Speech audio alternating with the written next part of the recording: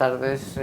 Hoy es el primer día del CSC 2022 y tenemos la suerte de celebrar prácticamente el 20 aniversario de la introducción en España, si me permitís, aunque es difícil datar el comienzo, del acceso transradial. Y para ello contamos con dos invitados especiales a los que me une no solamente una relación profesional, sino también personal, y les agradezco al doctor Valdesuso y al doctor Trillo de Murcia y de Santiago, respectivamente, que su presencia para esta conmemoración y esta presentación. Y quería deciros, para empezar y para introducir, que el acceso transradial comenzó antes de los años 90 a través de catéteres diagnósticos. En el 92 el profesor Quimeneix hizo las primeras angioplastias por vía transradial y en el 97 publicó su experiencia con los stents. Sin embargo, yo quería preguntar, y en primer lugar me quería dirigir al doctor Trillo, cómo era en España, la situación en España antes de que se introdujera el acceso transradial. Más o menos cuéntame y qué inconvenientes tenía el acceso. Bueno, evidentemente antes del acceso radial la mayoría, por no decir la totalidad de los procedimientos se hacían por acceso femoral. Si bien es cierto que había algunos procedimientos que se hacían por acceso humeral, por ausencia de accesos a nivel femoral, pero la gran mayoría se hacían por acceso femoral, y esto tenía un problema, y el problema eran las complicaciones vasculares que se generaban en algunos casos, por suerte no demasiados, pero sí en algunos casos, que hacían que el procedimiento, después de ser un éxito, sobre todo cuando hablamos de procedimientos de intervencionismo, pues podría, digamos, convertirse en mayor tiempo de hospitalización e incluso influencia en el pronóstico, porque la principal de las complicaciones era la complicación hemorrágica, y sobre todo se acentuaba cuando en los procedimientos de intervencionismo teníamos que hacer, administrar un tratamiento anticoagulante, antiagregante, para poder, digamos, manipular las lesiones coronarias con los dispositivos que disponíamos, y esto hacía que las complicaciones vasculares fueran más importantes y tuvieran más impacto en el resultado del procedimiento y del pronóstico. Sí, porque hay que recordar, Ramiro, que se utilizaba, aparte de la antiagregación, anticoagulación con sintronium. Exacto. Raúl, ¿cómo se vivió entonces el cambio? ¿Qué factores crees tú que intervinieron en el cambio de acceso? ¿Cómo se introdujo en España? ¿Puedes decir algo? Sí, pues realmente el problema de las radiales es que tenía una curva de aprendizaje y había personas o compañeros muy dispuestos a asumir esa curva. Había coiniciadores, porque falta aquí el doctor Manolo Gómez Recio, que fue compañero nuestro, y junto con Ramiro, y otros compañeros muy entusiastas como Fina Mauri, como Rumoroso. Y esos compañeros pues se subieron al carro inmediatamente y ayudaron a divulgar la técnica conjuntamente con nosotros. Se instauraron los primeros cursos de acceso radial. Tú fuiste uno de los primeros organizadores cuando eras presidente de la sección de hemodinámica. Yo creo que los cursos de radial dieron un impulso al inicio de la técnica fuera ya del grupo nuestro inicial. Y por otra parte, pues, como es lógico, pues, comenzar el desasiego y pisar en parajes blandos. Hubo grupos pues, más reticentes a asumir la técnica desde un inicio, pero bueno, poco a poco se fue sumando y actualmente, por suerte, yo creo que ya eso está superado. ¿Cómo fue la adhesión? ¿Fue una adhesión Fue muy paulatina. Realmente no fue una curva exponencial. No, o sea, cuando nosotros empezamos, tú tenías una presentación, una gráfica donde se salía que inicialmente, cuando hicimos el primer curso, antes de hacer el primer curso, pues nos dedicábamos a visitar otras unidades de hemodinámica y venían compañeros a nuestras unidades y íbamos tratando de introducir la técnica. Cuando el primer curso se hizo, apenas había un 5% de centros en España que hacían radial de forma sistemática. Y posteriormente en el segundo curso, creo que se llegó al 16%. si mal no recuerdo. Y aquello fue lentamente subiendo hasta que creo que dejamos de hacer los cursos y íbamos por el 40%, cuando hicimos el cuarto o quinto curso. O sea que no hubo una explosión ni un comienzo exponencial de la técnica, sino que fue una cosa paulatina y lastrosa. Y si me puedo dirigir a Ramiro, ¿qué dificultades crees que motivaron que ese crecimiento lento, ¿no?, cuando las ventajas parecían evidentes? Bueno, yo creo que la principal es la que ha comentado Raúl, es decir, esta técnica necesita de una curva de aprendizaje. A todos nos cuesta trabajo abandonar nuestra zona de confort.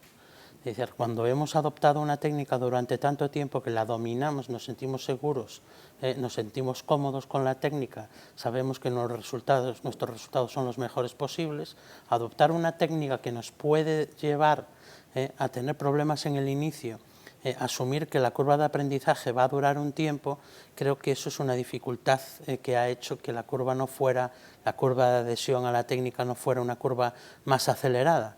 Luego también hay otra parte, que es los materiales que utilizábamos para hacer este procedimiento. Tampoco hubo una explosión, digamos, de parte de la industria en crear nuevos materiales. Había algunas empresas, tenemos una de ellas, por ejemplo, que sí que entendieron que esta era una técnica por la que había que apostar y empezaron a aparecer los primeros introductores, algunos catéteres dedicados, pero tampoco era una, digamos, cantidad de dispositivos disponibles para eso. Y todo esto pues hizo que la adopción fuera un poquito más lenta. Y dentro de las mejoras técnicas hemos hablado de la importancia de la industria y de las ventajas tecnológicas, más allá del conocimiento y del aprendizaje. Dentro de las mejoras técnicas, ¿cuáles destacarías, doctor Valdesús? Yo creo que había dos cosas fundamentales. La radial es una arteria pequeña, no es la arteria femoral que estábamos acostumbrados a funcionar, y entonces había que desarrollar materiales con mejor perfil, háblese de catéter, háblese de introductores, y como una de las complicaciones o hándicap de la radial era el espasmo, pues había que desarrollar también materiales hidrofílicos que nos permitieran lidiar con esta complicación. Entonces, fundamentalmente, yo creo que son dos cosas. La disminución del perfil del material, que hoy en día se pueden pasar 2 balones por un 6 frame, y la aparición o el desarrollo de catéteres y introductores hidrofílicos que permitían lidiar con las complicaciones. ¿Y tú crees que el espasmo ha desaparecido? Bueno, no diría que ha desaparecido por completo, pero es cierto que ahora que conocemos mejor la técnica y ahora nuestra área de confort es el acceso radial, sí, creo que ha disminuido de forma muy importante. Incluso hay centros, y yo me incluyo entre ellos, que gracias a ese material hidrofílico que dice Raúl, incluso no necesitamos administrar esas medicaciones antiespasmo que hacíamos de forma rutinaria para obtener un acceso radial. Con lo cual, esos materiales y la mejoría de la técnica, nuestras manos haciendo la técnica, hacen que el espasmo, no digo que haya desaparecido, pero que sí que haya dejado de ser un problema relevante. Totalmente de acuerdo, vamos, pero la pura verdad es que ahora es raro y nuestros residentes, si les pedimos que hagan un acceso femoral, se echan a temblar. Antes era Exacto. al revés, tenía que ser la persona más experimentada.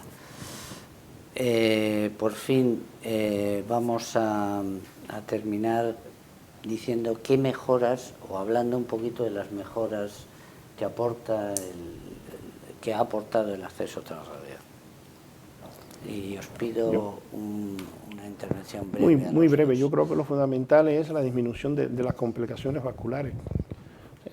Todavía se siguen haciendo procedimientos femorales y lógicamente la incidencia de complicaciones, llámese hematoma, llámese pseudoaneurisma o llámese hematoma retroperitoneal, pues sigue existiendo. Por la radial no deja de haber complicaciones, pero han disminuido notablemente con respecto a la femoral. Entonces yo creo que el principal aporte de la radial ha sido la disminución brusca de las complicaciones vasculares, lo que permite una corta estancia del paciente en las instalaciones, una menor cantidad de complicaciones y un menor gasto hospitalario en general. Claro. Para terminar, quería preguntar al doctor Trillo cómo ve el futuro en respecto a dos cuestiones. Uno, el acceso, lo que es la sofisticación que representa el acceso distal y qué papel brevemente cree que va a tener. Y por fin, si hay alguna otra esperanza de por dónde va a ir el acceso transradial. Bueno, yo creo que el acceso radial distal es ir un paso más allá. Si Raúl comentaba que la radial aportaba mejoría en el aspecto de las complicaciones, el acceso radial distal va a aportar un plus. Las complicaciones hemorrágicas van a disminuir y una de las complicaciones o talones de Aquiles de la técnica radial, que es la oclusión de la arteria radial, también con el acceso radial distal va a disminuir. Creo que la punción ecoguiada, que es obligatoria en el acceso radial distal, pues bueno, pues tendremos que esperar que mejore, digamos, los dispositivos de imagen para poder hacer esa punción lo más efectiva posible. El material también tendrá que ir un pasito más adelante. Por supuesto, mejorar todavía más los materiales hidrofílicos que utilizamos. Y por último, lo que espero de la técnica, probablemente lo que yo esperaría es incorporar la técnica a más procedimientos. Hoy estamos haciendo procedimientos coronarios a través de la vía radial. Probablemente el siguiente paso será incorporar nuevos procedimientos más complejos, digamos procedimientos estructurales, la denervación renal. A medida que mejoramos los materiales, disminuyamos el perfil de los dispositivos, estaremos en disposición de hacer algunos de esos procedimientos por vía radial. Pues muy bien, muchas gracias a ambos, muchas gracias doctor Valdesuso, doctor Trillo, por este excelente recordatorio sobre lo que ha sido la técnica radial en España en concreto, y con esto yo creo que interrumpimos y dejamos la entrevista.